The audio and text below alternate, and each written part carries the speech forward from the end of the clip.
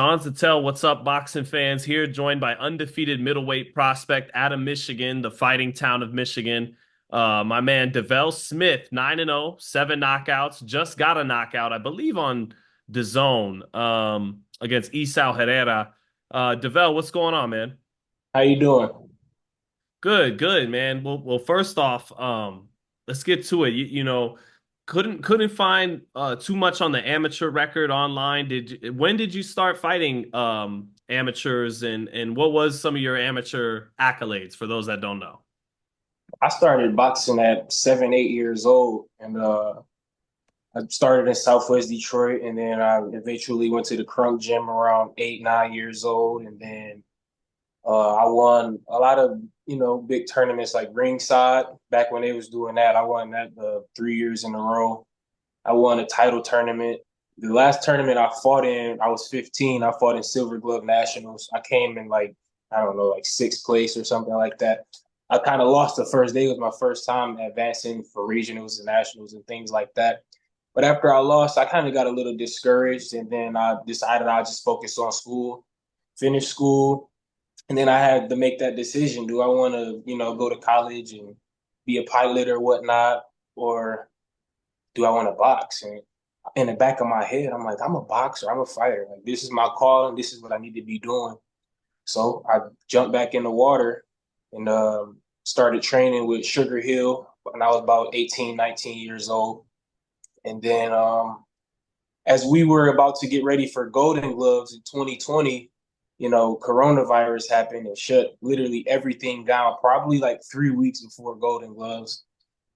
So then time went on, in about 2021, and in September I turned pro, and I fought in the WBC tournament. That kind of gave me a little bit of experience on my level, and it got the attention of Dimitri Salita, and I ended up signing with him that following spring.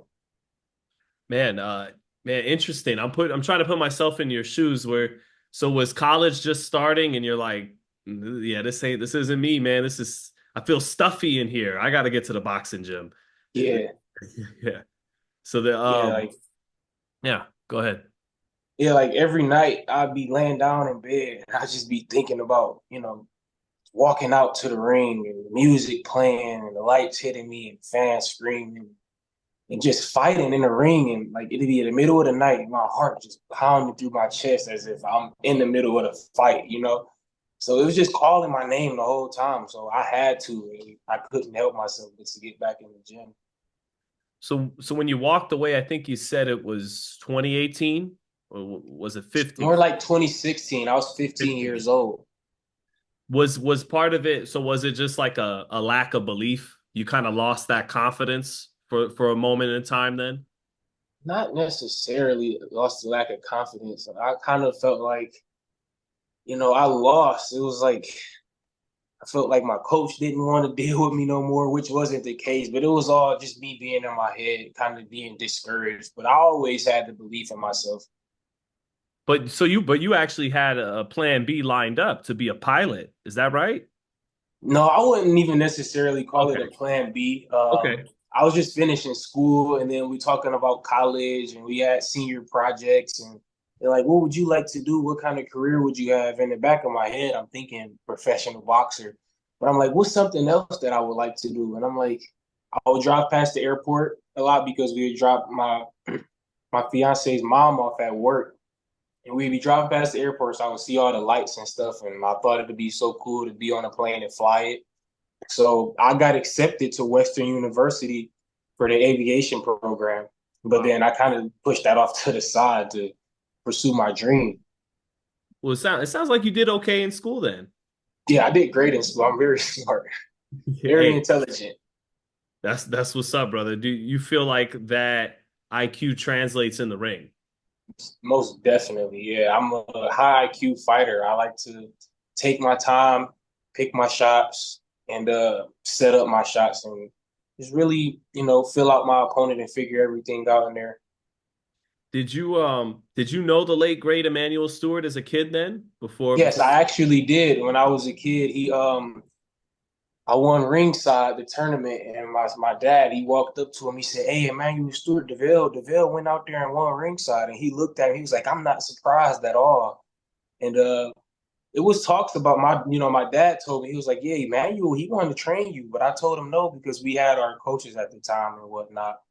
But it was also this award ceremony that the Kronk Gym hosted in Detroit one day, and Emanuel Stewart rewarded me with a trophy, most improved boxer. I think I was like 10 years old at the time. It was right after I might have won my second ringside in 2010, 2011. So yeah, I'm very familiar with him. And then Sugar Hill, his nephew, he Yep. was there the whole time too, as I was a kid coming up and sparring, and we would see each other on the daily in the boxing gym. So when I turned 18 and I decided I wanted to box again, uh, my dad, the first thing he said was, "I'm taking you right to Sugar Hill," because Sugar Hill was in town at the time. So we went there, and then we asked Sugar, and Sugar was like, "Oh yeah, yeah, I'll train your son." So then from there, sorry about that. So Oh, then you're from good. there, here we go. So you have a Sugar Hill in your corner. That is that head trainer? He actually not my head trainer. He helps out with me a lot. In Right. fact, I was just down there with him in Delray Beach for a camp a few weeks ago, and he helped prepare me for my fight. And I'm actually supposed to be going back down there like next week to get some more sparring in with Vladimir Shishkin. He got a title fight coming William up, Skull. WBA.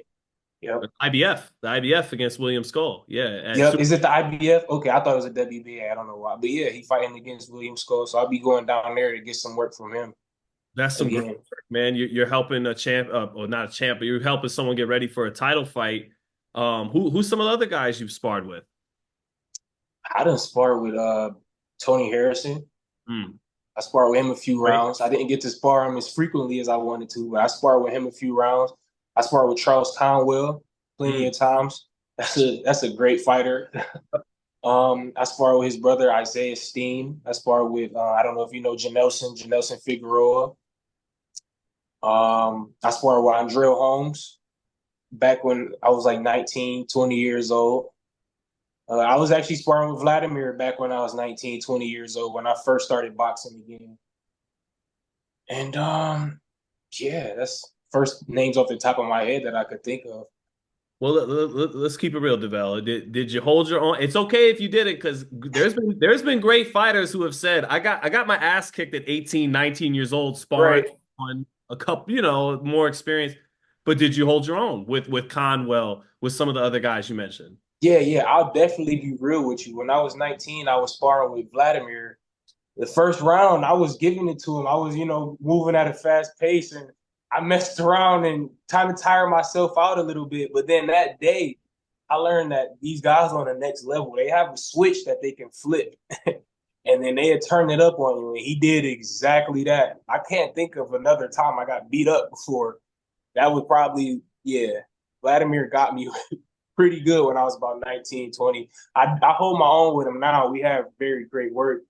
There's also like Charles Conwell. He definitely have that switch too. When I was sparring with him a few years ago, he pretty good. I've held my own for the most part with him though. I never got to dominate somebody like him yet. And yeah, the rest of the guys, I pretty much did my thing with them. Well, it's funny. They know you as the young guy coming out the amateurs is going to get off first and have something to prove. And Right. those veterans, they kind of are like, all right, young buck, go ahead, have your fun. And then they slow it down. Yeah, so but that's like a Yep. tale. That's a age old tale in boxing, right? Yep, exactly. But that's a lot of experience you get from that. So okay, next time I spar this guy, I'm gonna pace myself and I'm gonna go with the flow and I'm gonna get my rhythm going and I'm gonna do it like that. I'm not gonna try to just jump on this guy because fighters like that, like Vladimir or Charles Conwell, they know how to break you down. They know how to take their time and pick their shots and where to place the shot and how to place the shot and how to set everything up. So just sparring with people like that, you pick that up yourself. If somebody go and do it to you, you're like, oh, okay. So you practice that on other people and then you develop that and you try to do it back to the person that's doing it to you. Man, if Shishkin messes around, beats Skull, you never know. You might have to help get him ready for a Canelo fight at 60. Crazy, but Yeah, I would love to do that. Yeah, I really think Shishkin can take this win for sure too. He oh, oh yeah, go ahead. Go ahead.